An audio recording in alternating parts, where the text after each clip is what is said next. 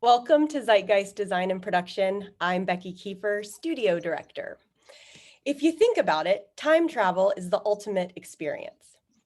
It's the most immersive and interactive attraction ever imagined. It's the proverbial hang on for the ride of your life, right? And here in the Zeitgeist Creative Studio in Pasadena, California, time is always of the essence. This is where themed entertainment industry veterans Ryan Harmon and Joanne Cicero study the past and spin the present envisioning the future of UXIRL, user experiences in real life.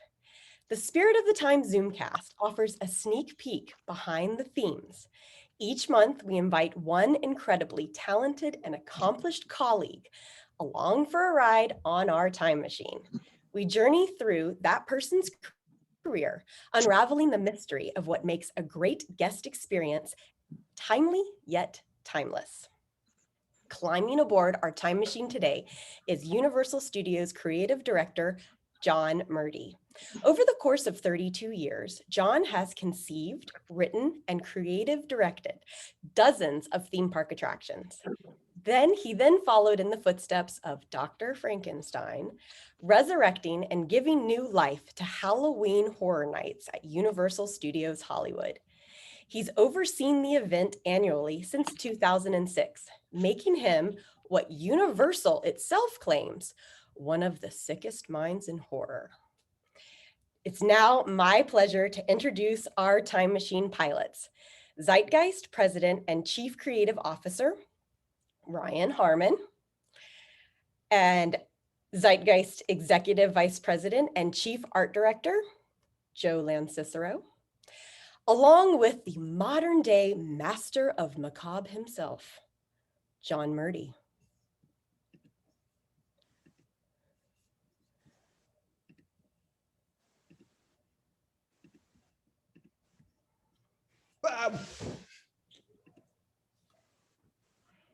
Uh-oh, I cannot hear Ryan. Ryan is muted. I think there's a t-shirt that you can buy that actually says about now. You're muted. Am I good? Am I good? You're there. We're here, Ryan. That was a great meeting we just had where we just got out in 1961. We met with Buzz Price about making a studio tour at Universal. And I loved you talking to Harper Goff about bringing the stripes he used on the boats at the Jungle Cruise and doing the trams in pink and white stripes. That's going to be so much fun. Who would make? I never knew it. I never made that connection until this moment when we're with Buzz and finds out he did both the Jungle Cruise. So we definitely have had our impact on history, which gives way to our passenger today on our time machine, my longtime friend, John Murdy. John, welcome. Hello, John. Good to be with you, gentlemen. So John and I worked together. We worked together from about what, John, 93 to 99 about, I think at KBD Innovative Arts, maybe at Jack Morton. And then at Universal, John and I used to come up with all kinds of fun new attractions and theme parks and stuff for Universal before I left, and he got very universalized and where he still is today. So and I've never worked a day with him, but wished I had. Yeah. Just the last few conversations we've had. Amazing man. Can't wait to hear more stories. Man. Everyone's going to be lots of fun playing a game called You Don't Know Jack. Which was a CD. Yeah, that was a long time ago. That was a long time ago. So let me switch glasses really quickly here. And John, we're going to take you back to milestone moments in your career, and you're going to tell us where we are and why those are milestone moments. So if you're ready, let's put the time machine into gear. And our first stop, John, is 1977, and I think Star Wars is a big craze. Why is this a milestone moment for you? Yeah, 1977, I went and saw Star Wars, and like every kid, I was 10 years old. So like every kid that saw that movie, I came away from it, incredibly inspired. So for Halloween that year, I somehow convinced my father that we should do a haunted house. In our house, we lived in Hacienda Heights, California, and I decided to make it a Star Wars theme. So Okay. If anybody was around in 1977, they'll remember that, Fox and Lucas, they weren't prepared for this onslaught of consumer demand that accompanied Star Wars. So you couldn't buy anything. Even the action figures that Kenner made, you had to send away for them. And then 6 months later, you got them. So you couldn't really buy any costumes or masks or things of that nature. So we made everything out of paper mache. I played a sand person, and I had What person? a sand person, Tusken Raider. with the spear. Tusken Okay. Raider in Star Wars lingo. Right. But I played a sand person, and I made this mask out of chicken wire and like strips of burlap with Dixie cups for eyes and like silver contact paper taped around them. And we had like stormtroopers and Darth Vader. And the funny thing is, the guy playing Darth Vader was like, when the people came into our house, they rang the doorbell. Like it was kind of choreographed like a play. So all these things happened around you. But the guy who played Darth Vader owned a mini Moog synthesizer, one of the earliest synthesizers, and it could do all those like laser, sounds and lightsaber sounds. So when he was laser fighting with his lightsaber, Luke, he had to be standing next to his mini Moog so he could go. And it started a 4-year span where I did home haunts in my parents' house that progressively got more and more complex. By the last year I did it, I told my dad August 1st, like, hey, you can't park the station wagon in the garage because that's going to be my Pit and the Pendulum scene. And I need the entire backyard to build, my black and white checkered strobe room. And that particular Halloween, I was playing Norman Bates. And, we were just kids, and Halloween props were hard to come by. So I just went to the kitchen and took a big butcher knife, real one. And I was standing dressed like Norman Bates in the shower of our bathroom that the guests they walked through like half our house and into the garage and backyard. And my dad looked out the window and he saw 200 people lined up in the street, waiting to go through our house. Wow. And then he looked at me holding a butcher knife and he said, oh my God, we're going to be sued.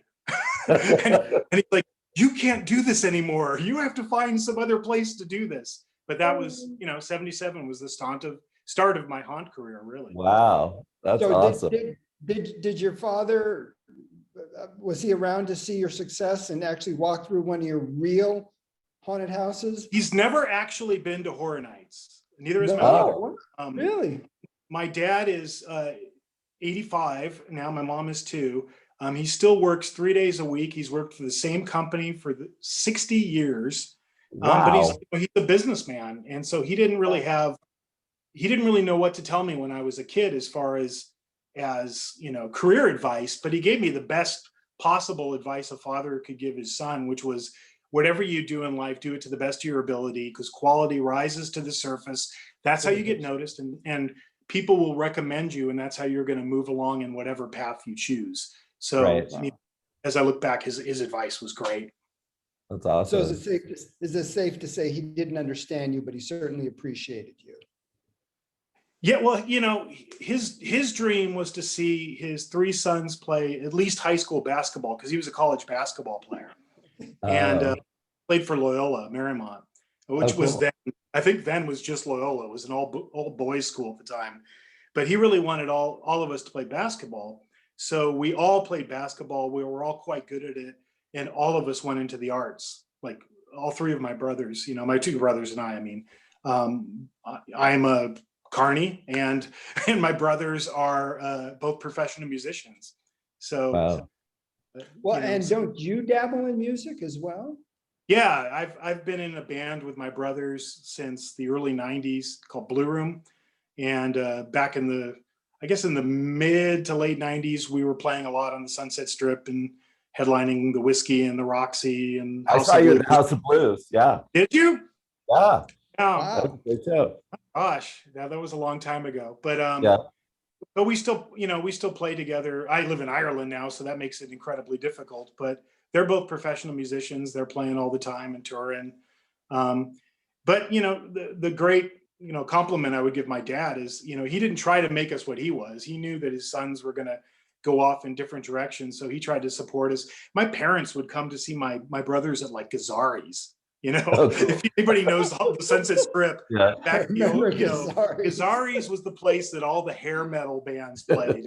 And the guy who owned Gazzarri's was this, they called him the Godfather of Rock. His name was Bill Gazzarri.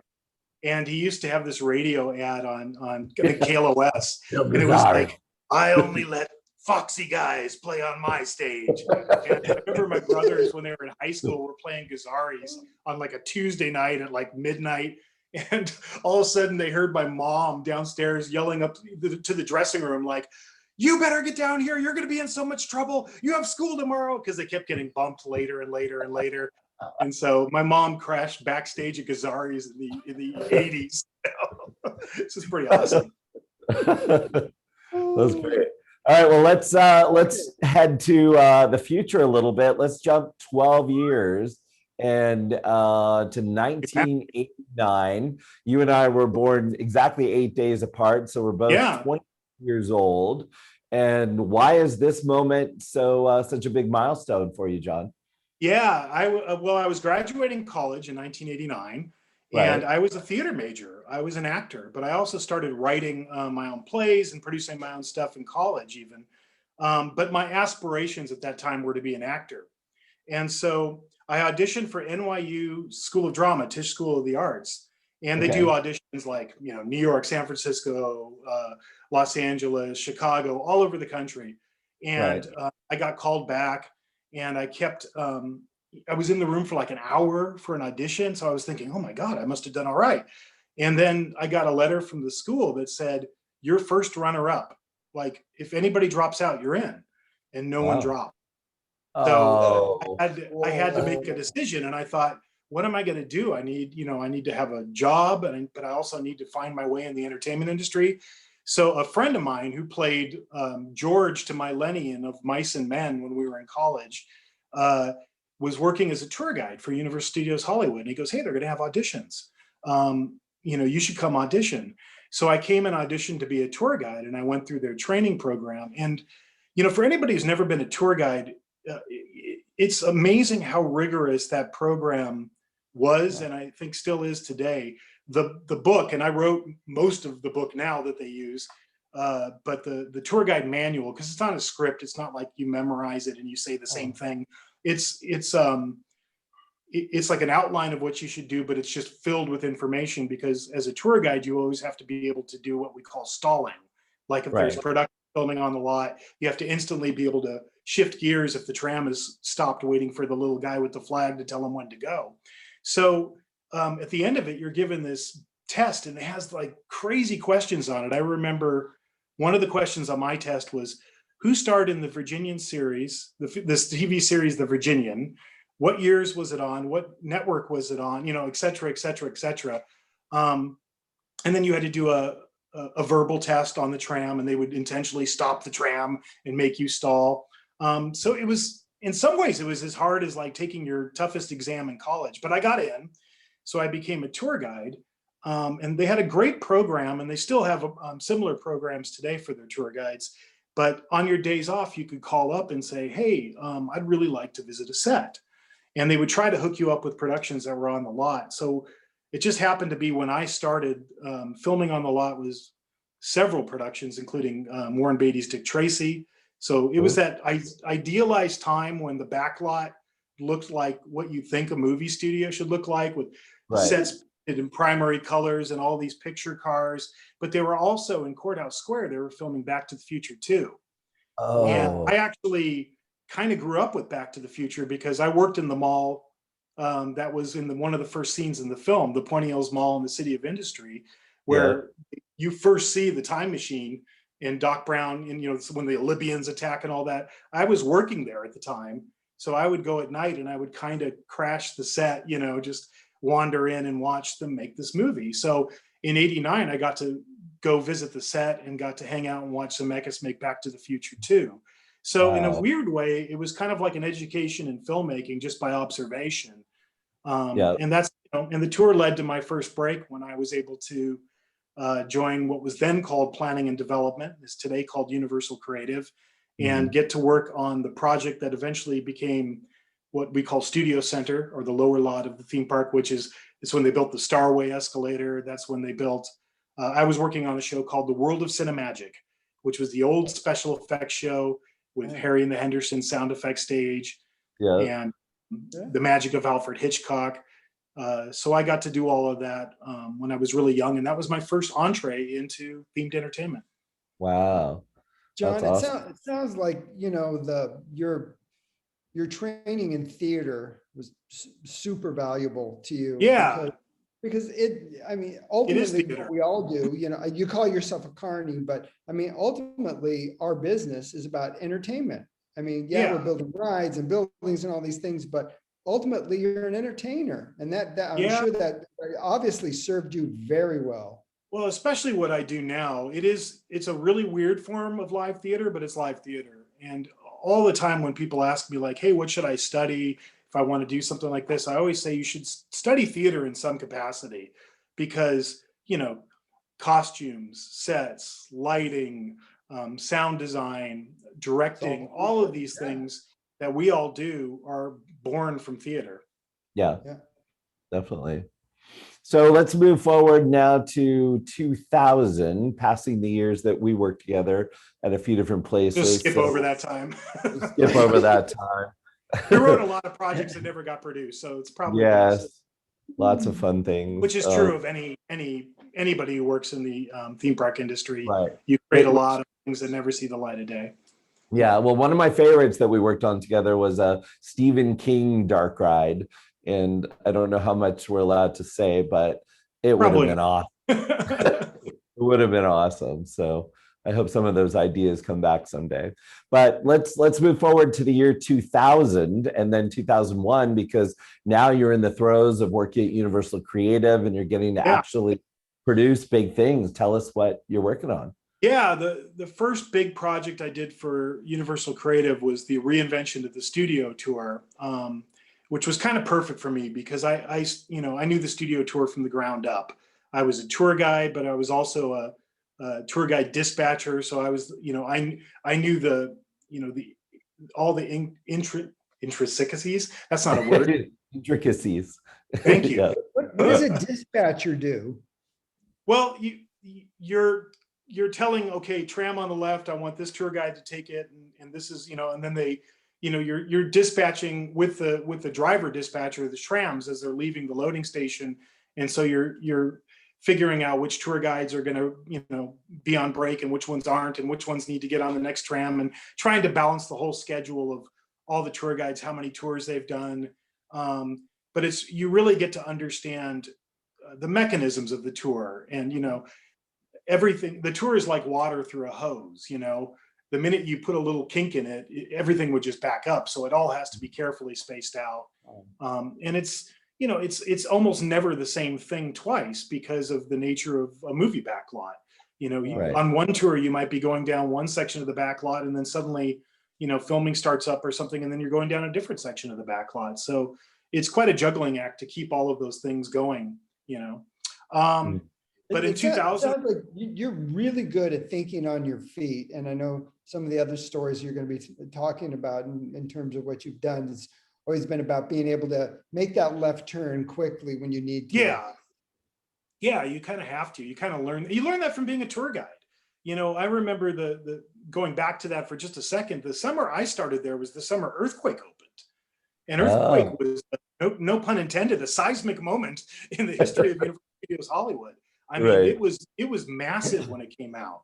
And there was just a huge amount of people that came out to see it that first summer. That's the summer I started. So you learned how to stall because, like with any new attraction, there's always hiccups with the new attraction, and there's, it'll break down and it might be down for a little bit and then it comes back up again. So you got really good at stalling, you got really good at entertaining your guests and keeping them entertained. So that's kind of where thinking on your feet came from. But in 2000, I got the opportunity to work on the Reinvention of the Studio Tour. And one of the big things we were doing was adding the video monitors so that we could provide context to people riding the tour. For years we were saying, oh, on this street, this is where we filmed so-and-so movie. And now we could actually show it to them. But we also wanted a host to kind of introduce the tour and talk at different points. And the person I wanted to get was Ron Howard, actually, because Ron Howard had done a lot of famous Universal movies like Apollo 13 and The Grinch and Parenthood, and lots of just great classic movies. Yeah. And I asked Ron if he would be the video host. And I think, if I'm not mistaken, Ron was in the middle of directing The Grinch, which was occupying multiple sound stages on the back lot. That was another one of those massive productions where, there was a whole soundstage just for Rick Baker to do the makeup, Wow. It was incredible. But he was also producing I think it was the second Nutty Professor film at the same time. And Ron came in on a Saturday. I'll always remember this about Ron. And you always hear stories about what a nice guy Ron Howard is, and it's absolutely true. I mean, he gave up his time on the one day he had off, practically, gave up the whole day to film with me. And I remember one of the things I remember him saying, the first thing I did for the studio tour was the movie poster timeline that goes down the hill. Oh, that yeah, was I remember. the very first thing I did. And I really wanted to reinforce the history of Universal, because that studio, now it's been there over 100 years, has this rich, history. And I wanted to show that visually as you were leaving and heading down to the movie studio. And I remember Ron, on the last day of filming, he started talking about the timeline, and I go, oh, yeah, I did that. And he goes, every time I drive on the lot, I make sure I go down that hill, because it makes me so proud seeing my movies alongside, the movies I was inspired by when I was coming up. And he goes, it just makes me feel good to drive down it. So I just thought that was really cool. Wow. But we did the along with that, we did the kind of redo of Jaws, which we called Jaws on Fire. So I did that attraction. I did the Curse of the Mummies tomb when we turned what used to be called Avalanche. It was the ice tunnel. That's where they filmed, that famous $1 million man, Steve Austin fights Bigfoot. So I changed that into the Mummies tomb, and it was all kind of in those couple of years wrapped into that experience. But it was a lot of the research part of that was really fun. I had 6 different people at one time going through Universal movies and television shows, all these television shows too, to try to find the scenes that were shot on the backlot, because we'd had successions of tour guide manuals that we had copies of going all the way back to the first one. I still have the script of the very first tour, and they're talking about Bedtime for Bonzo and all these movies, that were made in like the 50s. And of course the tour started in 64. Right. But I had all these people researching, just scrubbing through movies, trying to find all of these shots. So it really gave me an education in the history of Universal movies. Wow. John, now, did you recreate? I'm sorry, Brian. It seemed like I remember when they added the video, and it seemed like you struck a really nice balance between, as you said, adding the context, in the video, but still, letting that tour guide, add the human touch to it. I mean, did you have were there like back and forth? I mean, did you have to try? Yeah, I think probably when we started, it was too heavy. I think it was too heavy of a video balance. And in recent times, we've really peeled back from that a bit. Because the tour guide, at the end of the day, the tour guide makes and breaks your tour every time. The tour guide's incredibly valuable. When you think about people that work in a theme park, no other theme park employee spends more direct one-on-one time with a guest than the tour guides at Universal Studios Hollywood. I mean, between nowadays, it's, when I started, the tour was 2.5 hours. So, you were really committing, you really spent a lot of time with the guests. That's because you used to get off the tram, you'd host the special effects show, you get back on the tram, you drive to Prop Plaza, it was just the tour when it was originally conceived was like, that was pretty much all there was in the early days of Universal. Right. Yeah. And then they had, I think, the Western Stunt Show, a little animal actor show, a little makeup show, and that was about it in the early days. Because I started going to Universal as a kid in '72, so I remember it really, really well. But they spend so much one-on-one time with the guests; they're incredibly valuable. So we always wanted to allow for that balance to let the tour guide do what he or she does best. Yeah. Bravo, you did a great job. So let's fast forward to 2004, where now we know in the early 2000s, you got to redo the tunnel into the Mummy, but now what happened to the ET ride, John? Well, I was working for Universal Creative.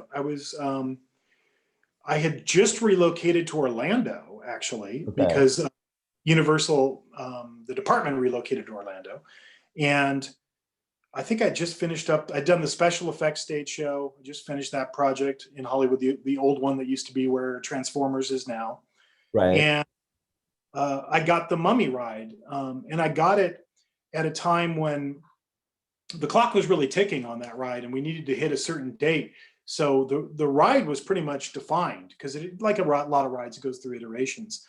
And so I actually had to design the ride around the track, you know, almost backwards from how you would do it. And it was, you know, working with Steve Summers, who had just started doing, I think he had already, let's see, the first Mummy movie was out and the second one was out.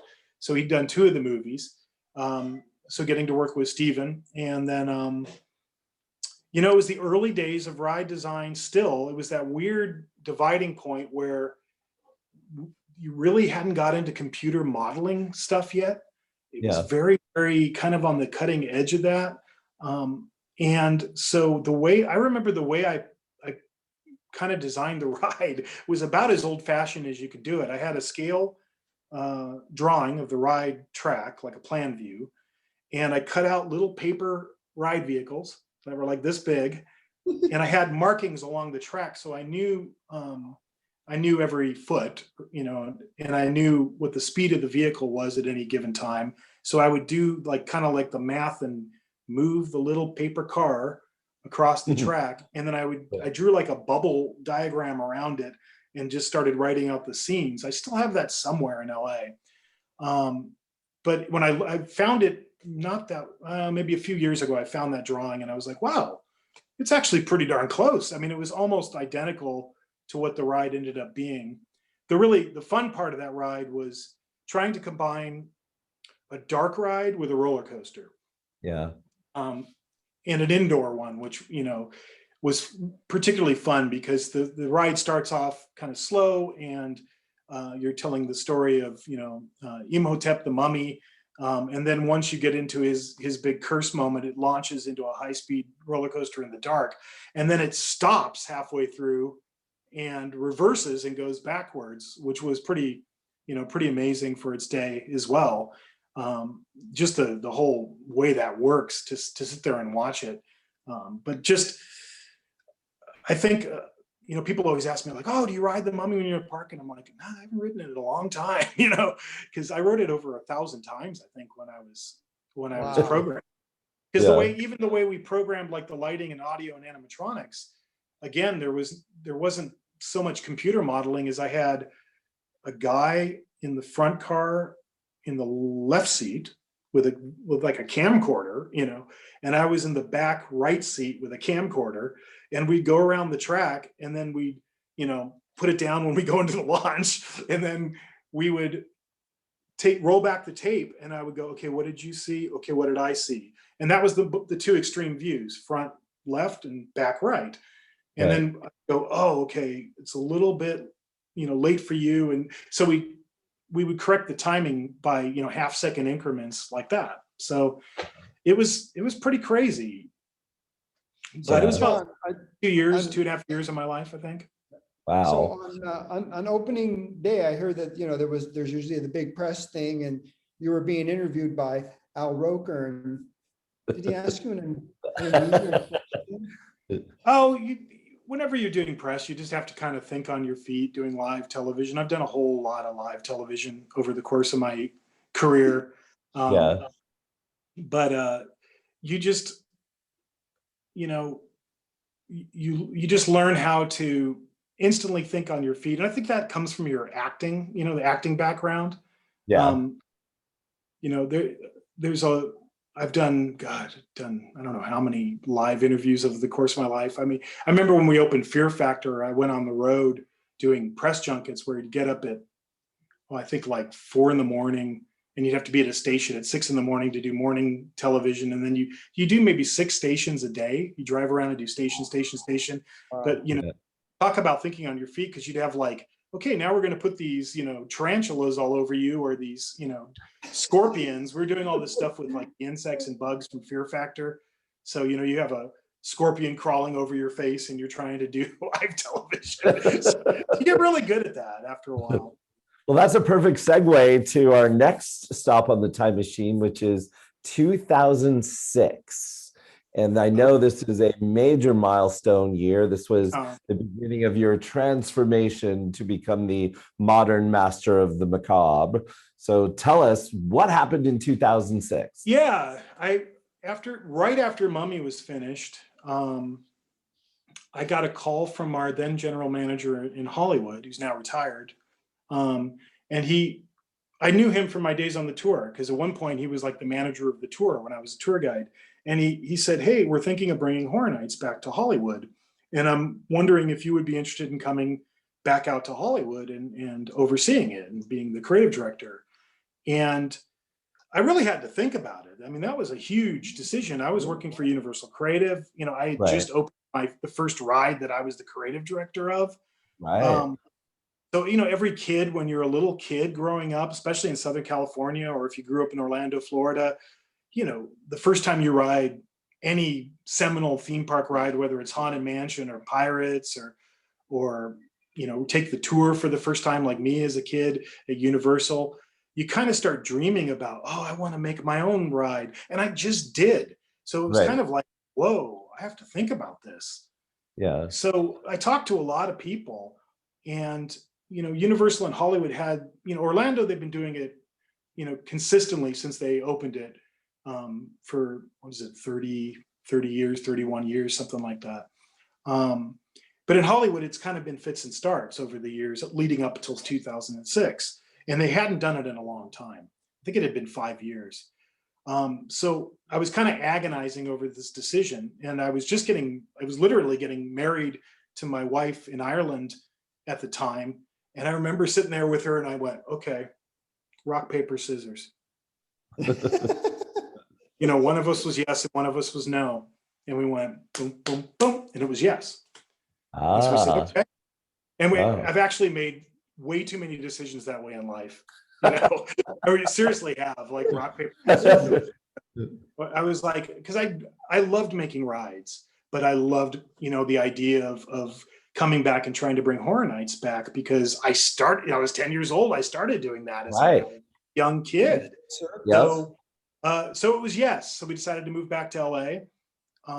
It didn't come back right away because I moved in 2005. And the first year, a lot of people, this is probably something I don't think anybody knows. The first year before we were trying to figure out getting Horror Nights, but it didn't happen in 2005. So we did Chris Williams, who's my longtime partner in terms of Horror Nights. He's my art director, production designer, and he and I create everything together from the beginning and always have. Chris and I, and another gentleman on our team named Pat Quinn, who does a lot of creative work with Chris and I and always does the scare zones. He and I and Chris, Pat, and I made this thing called 4 Feet of Fear. And we took a conference room at Universal and we turned it into a haunted house. Oh, cool. And it was like literally like we were kids, and we just had the employees go through it because we were trying to go, hey, management, look, look what we can do, like kids. And the next year we brought it back. So in 2006, we brought Horror Nights back. People forget, what a baby step year that was. We did 7 nights. And I always say we did a maze and a half, because we did one original maze, which was called the Asylum. And then we took what was then the Von Helsing walkthrough from the movie Von Helsing. Oh, right. And just kind of added characters to it. And that was the only 2 mazes in the entire event. And it was a lot of shows and a lot of street entertainment. And we did 7 nights, but it gave us the chance to get an opportunity to keep going on it. And that's when I finally went, okay, this is my master plan. This is what I want to do. And what I wanted to do was I wanted to license real horror movies. And I wanted to bring them to life, movie quality, so that if you were, and this is I've given this pitch a million times in my life, but it's still accurate. I said, if if you're a fan of these movies, I want you to feel like you're sitting in the movie theater and then you just got up and you magically walked through the screen and now you're living the horror movie, except the villain is coming for you. And that's essentially the Horror Nights brand in a nutshell of what we wanted to create. So in 2007, I flew out to New York to New Line, which was then, it's part of Warner Brothers today, but it was a little bit more of an independent studio in New York at the time. And they owned, at the time, they owned Freddy, Jason, and Leatherface, Nightmare on Elm Street, Friday the 13th, Texas Chainsaw Massacre. Oh, wow. And I went and pitched a gentleman named Bob Shea. And Bob is a legend at New Line because they call New Line the house that Freddy built. Because, you know, until Nightmare on Elm Street, you know, Nightmare on Elm Street made New Line, and that's still a force in horror today. Yeah. But I had to pitch Bob, and I remember Bob looking at me and going, "Look," I think he said "kid" too, because I was pretty young then. And he goes, "Look, people come to me all the time, and they're asking if they can do Freddy, you know, roller coasters or you know, Jason musicals or vice versa." I forget exactly what he said. He goes, "But what's going to make this different, you know?" And I go, "We're the studio that invented horror movies, man. I mean, like, it's in our blood. You know, Frankenstein, Dracula, the Wolfman, the Mummy, the Phantom of the Opera, the Hunchback of Notre Dame, et cetera, et cetera, et cetera." I go, "We did that. That's us. And we're going to bring this to life in a way that the fans have never seen before, and it's going to blow their minds." And so he took a leap of faith with me because he didn't know me from Adam. And I've always been grateful to Bob for that, because we did Nightmare on Elm Street, Friday the 13th, Texas Chainsaw Massacre, and then it went boom. And then it just bigger and bigger and bigger and bigger and bigger. And it just kept going and going and going. And I think 2019, the last time we did it, was 32 nights or something, and 10 mazes, you know, it just, that's like, you know, making 10 independent horror films at the same time from a production standpoint. It's an enormous work. But 2006 was the start of it all. So and tell us some of the highlights for you getting to meet some of your childhood heroes. Yeah, my biggest childhood hero was Alice Cooper, because he combined the two things I loved most as a kid, which was horror and rock and roll. And I used to write Alice letters when I was a kid. I was a member of his Black Widow fan club. I was a card-carrying member of the Black Widow fan club. And I remember there was a period in the 80s where Alice kind of disappeared for a number of years. And he didn't release albums and he didn't tour. It was like from the mid 80s up until he made that comeback with that song from the Friday the 13th movie, "He's Back, the Man Behind the Mask." But I remember they discontinued the fan club, and the guy who ran it sent me my money back. And he's like, "We're sorry, kid. You know, I know you sent us your money." He's like, "But here's some autographed pictures of Alice," you know, and I was like, "Oh, cool," you know. So in 2000 and, I want to say it was either 10 or 11. 2011. I got a call from some people that were representing Alice, and they said, "Hey, you know, we're interested in talking to you guys about doing a maze at Horror Nights." And I was such a huge Alice Cooper fan that I used to read all the credits on the back of the albums. So I'd always seen the name Shep Gordon on every, you know, live production, Shep Gordon. And I was like, he must be important. And I just said, "I want to speak to Shep Gordon." You know, I'm not talking to anybody but Shep Gordon. And that's Al. If you don't know who Shep Gordon is, he is a legend in the world of rock and roll. He's Alice's manager. He's been his manager since the 60s.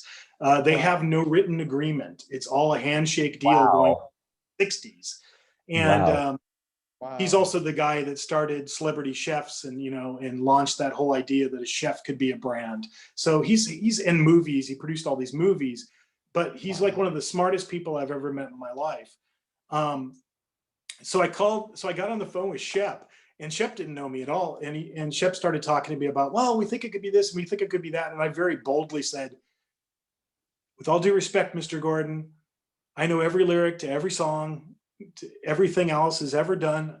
He was my childhood hero. Give me 2 weeks. I'm going to write something. I'm going to send it to you. And if you dig it, great. And if you don't, then we'll talk about something else." And I sent it to him, and he was like, "We're in." And so we did the first maze, Alice Cooper, Welcome to My Nightmare, in 2011. And then I finally got to meet Alice for the first time. But the thing was, I had 5 or 6 opportunities in my life to meet him along the way. And every one of them, I said, nope, not going to do it. Not going to do it, because I'm not going to do it until I'm working with him. Oh, and I just had wow. a feeling ever since I was a kid that one day we were going to work together. So when it finally came down to check out the maze right before we opened it, and I was talking to him, he goes, and the maze was kind of loosely based on his concept album, Welcome to My Nightmare, which he was doing the sequel of at the time. He goes, cool. I always had this thought when I was making this album that somewhere there was a kid in a dark room with like headphones on, listening to this album and like imagining like a movie of what he would do with the album. And I just go, yeah, Alice, that was me. I was like, I'm that kid. Here we are. This is it. Right. And then we scared the tram together, which was a tremendous amount of fun. Alice is a fun guy. And I go, the tram drives right by here. You want to blow some people's minds? And he's like, yeah, let's do it. And I go, okay. So we just stood by the side of the thing and the tram stopped. And I was like, and I like motioned to the driver, like, hey, stop for a second. And I just go, hey, somebody wants to say hi to you. And Alice went and talked to everybody. And wow. And then we did another maze together called Alice Cooper Goes to Hell in 3D.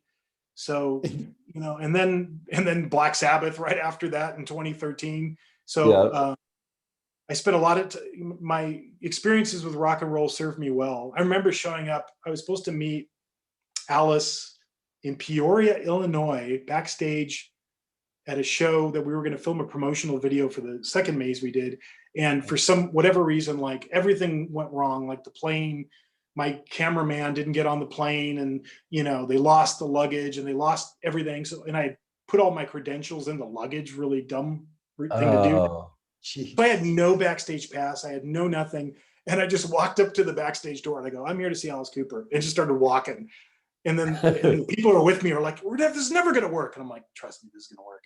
And I just went, and I went all the way past, all the way to his dressing room. And then I walked in and a ninja star flew across my face and landed in the wall. And I looked at him, it was Alice. And I'm like, what are you doing? And he's like, I'm trying to teach myself how to do this, on the road. And he's like, what are you doing here? And I'm like, I'm here to do the interview. He goes, what interview? And I'm like, oh God, everything just got, and I'm like, well, I guess we're going to make it up. So that's why that picture you see of him with the sword to my knife that they were running on. Right. We go on his stage. He goes, what are we going to do? And I said, well, why don't you try to kill me and I'll introduce you and we'll just figure it out from there. So, then, backstage in Texas with Black Sabbath the following year, and then Slash right after that. So, wow. So talk a little bit about your involvement with Slash. And yeah, Slash came to see the Black Sabbath maze in 2013. Okay. And I just got a call, and it was like, hey, Slash is here. He'd like to meet you. I said, great. And I ran up to the park and never met him before, took him through the maze. And literally, as soon as we came out, he goes, I want to do this. How do we work together? And I go, I think we just say, let's work together. I think it's that simple. I'll think about what we can do.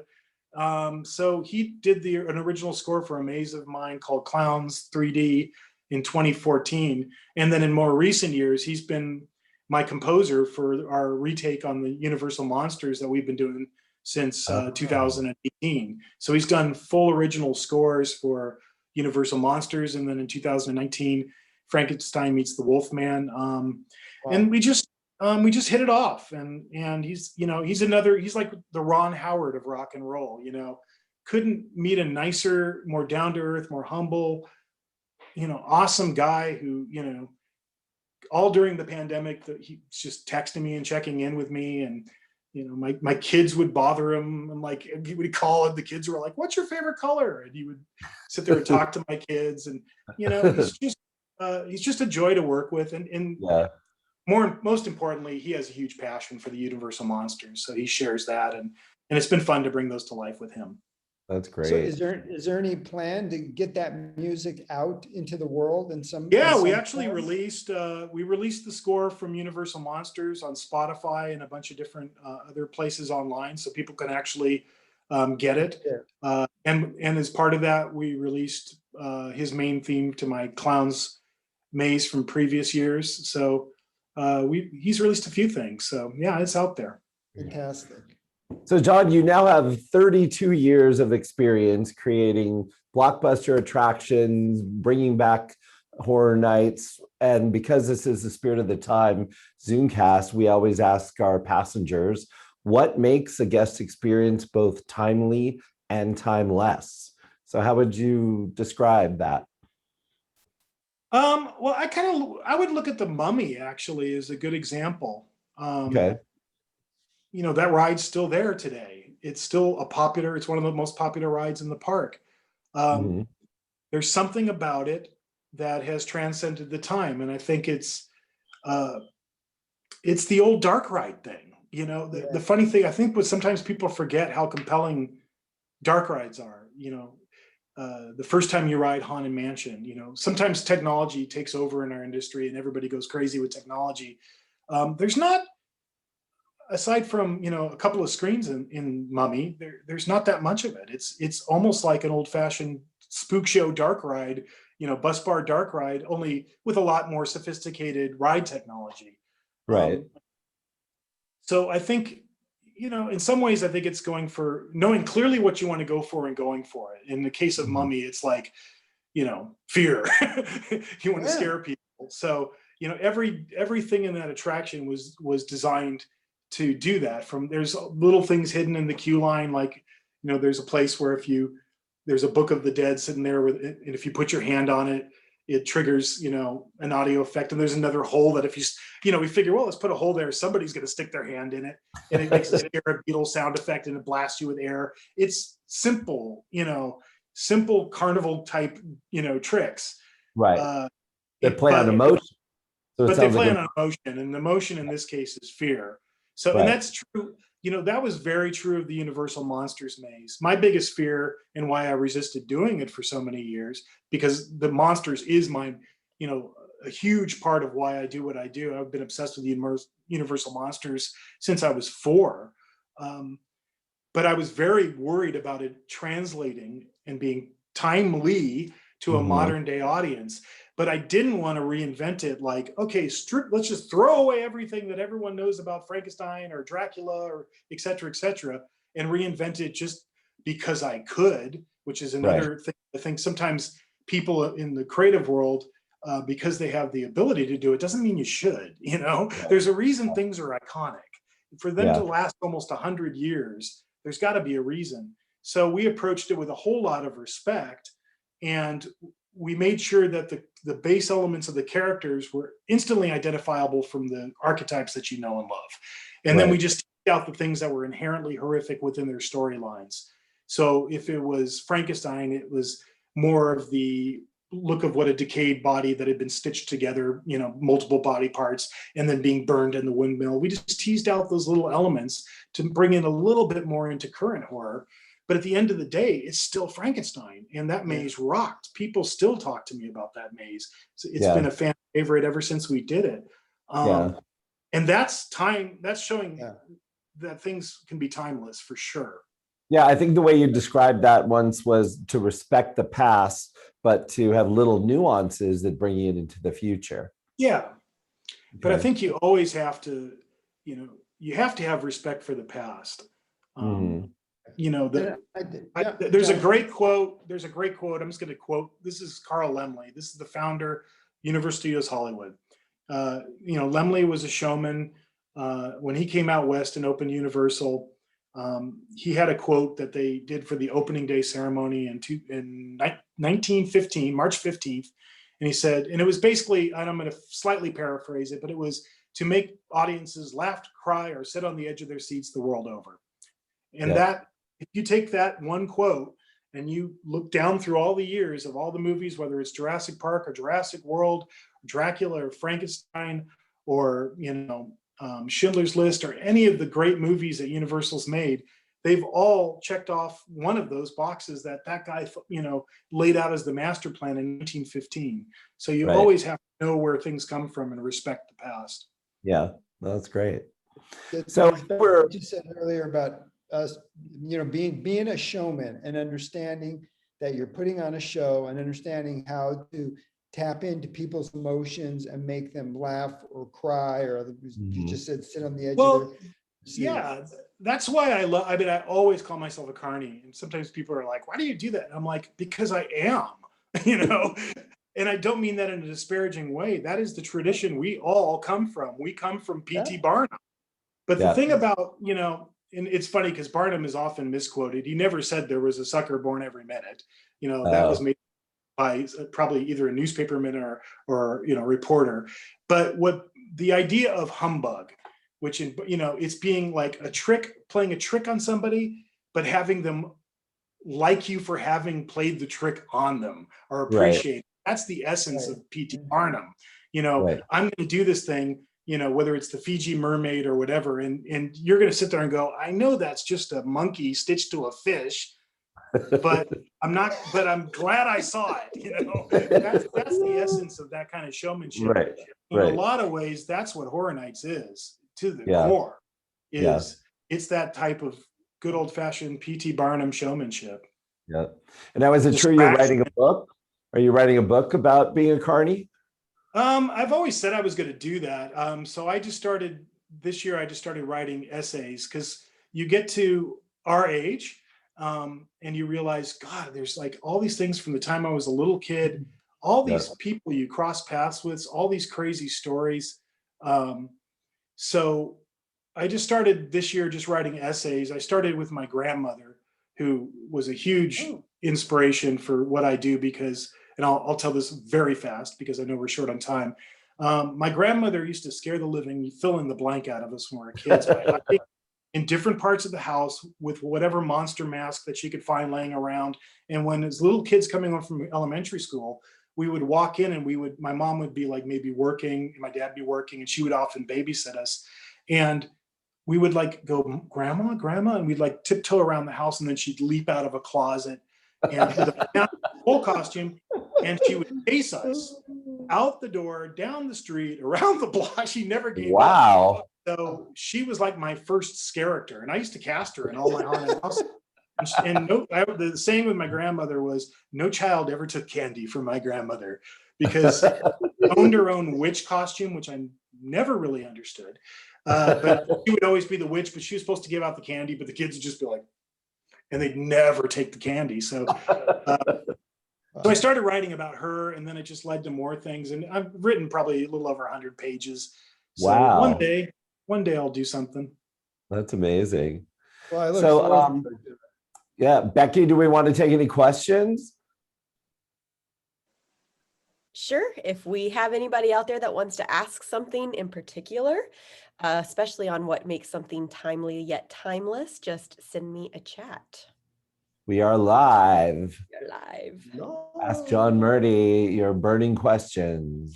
Your stories were amazing. All right, Ben's got a question. Go on, Ben, type it in. Are we asking it? Hmm? Can we talk? Oh, sure, I guess. Go ahead. Yeah, I guess so. I didn't know if you want me to type it or not. First of all, thank you, John Murdy. I do the witching hour. We did the Myers house recreation that you commented on last Halloween. Oh, yeah. So thank you for, that was totally inspired from, thank you so much. I was totally inspired I remember from all you guys' work with. I love home haunts. That I just thought you guys, they built a whole scale, like recreation of the Myers house, similar to a facade that we had done years ago. And it was extremely well done. So Thank you so much. It was totally inspired. I mean, our first year going to Horror Nights was 2015, and that's the year that Halloween was there. So it was totally, like you said, it's like I have a big theater background. My wife does too. So blending horror and theatricality was incredible. But thanks. The question I have is, when you choose IPs, is that completely coming from, hey, I have this idea, I want to do this, or are you sometimes thrown IPs at Universal's trying to how does that kind of selection process, what are the challenges involved in that process? Yeah, it kind of comes from everywhere. I'm often contacted directly by filmmakers.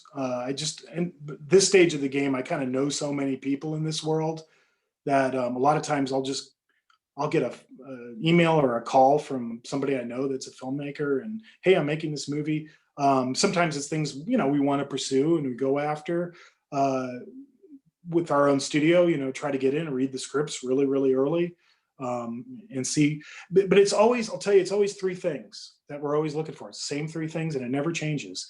It's, you know, great environments that, and hopefully a variety of them, that can be translated to a live experience. And that's a really important one. It is a live temporary experience. You know, it's going to get set up, you know, over a space of a very short amount of time, and it's going to get torn down and never seen again. So it's, you know, it has to be something that we can do in a live experience within the available space we have with, you know, like a typical footprint for a maze. It has to have characters that can be, for the most part, you know, translated to live performers. Now, we've done all kinds of puppetry, and we've done, you know, Mother Alien from Alien. But for the most part, you want to find those characters that can be played and sustained by a live performer. And the last thing is just what I call awareness. And that just means, do people know it? Do they want to see it? And that's more of a marketing thing, but I kind of think like a marketer. So it's those kind of three things. And just really quickly, I actually acted in that Halloween maze. One night I want to be Michael Myers, just out of the blue. And I went down to wardrobe and I'm like, tell me you have an extra Michael Myers mask and a costume. And they're like, yeah. And I'm like, I'm going in, give it to me. And I put it on, and I drove my golf cart across Universal, across the movie studio, dressed like Michael Myers, parked it backstage somewhere. And then I took the mask off and stashed it, and just did the classic, you know, movie, like put the hoodie down and run, you know. And I went into the maze, and the supervisor goes, oh, hi, what are you doing? And I go, I'm going in. And he's like, what do you mean you're going in? I go, I'm going in. I'm Michael Myers. I was in the mirror scene at the end.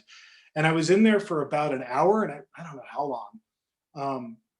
But I figured out this thing when I was in there, that if I turned my body a certain way, I could make people go in a circle and never get out of the room. And I was like, this is awesome. Look at them. And they were like crawling and like, how do we get out of here? And then the supervisor tapped me on the shoulder, and they're like, you need to leave. You know, you backed up the whole maze. And I'm like, oh, sorry, I'm going. But it was so much fun. But I've done that. I haven't done it recently, but I used to do that every once in a while. I'd just go in and act in a maze one night, just to keep myself. Yep. Well, John, I think we're running out of time, but we want to thank you so much for thank you, John. Thank you. Riding on our time machine and taking us back to all these amazing times and places you've been. And I think to wrap it up, if you'll stay on board for a couple minutes, Joe and I are going to fast forward to, I think it's 2025, when your book signing is scheduled. And we're going to go get an autographed copy of The Last Carney. So, Joe, cool. Ready? Let's put our goggles on. And, where are the goggles at, Ryan? Here we go. All right. Okay. Thank you, everybody, for joining us. Thank you, John. Thank you all. I'm holding on tight. Bye-bye. Thank you. Bye, John. You guys, we hope you enjoyed the ride today, and on behalf of Zeitgeist Design and Production, we thank you for spending an hour of your life with us on the Spirit of the Time Zoomcast. Join us again next month on Friday, July 16th, when our passenger will be author, master illusion designer, and former Disney Imagineer, Jim Steinmeier. May your tomorrow have the nostalgia of the past, the wonder of the present, and the promise of the future. All right, guys, see you later.